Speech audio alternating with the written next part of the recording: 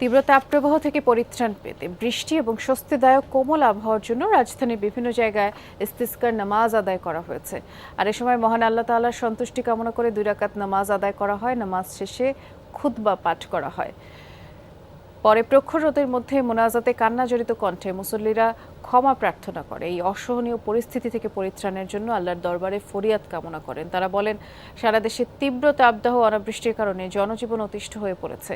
আর এই অসহনীয় গরমে ছোট বাচ্চা, বৃদ্ধরা কষ্ট পাচ্ছে, হাসপাতালে ভর্তি হচ্ছে অনেকেই। এই অবস্থা থেকে মুক্তির জন্য সারা দেশেই ধর্মপ্রাণ মুসল্লিরা আল্লাহর কাছে প্রার্থনা করছে। আর সেই সাথে কৃতকর্মের জন্য ক্ষমা চেয়ে পরিশুদ্ধির সময় এটি, তাও জানিয়েছেন তারা।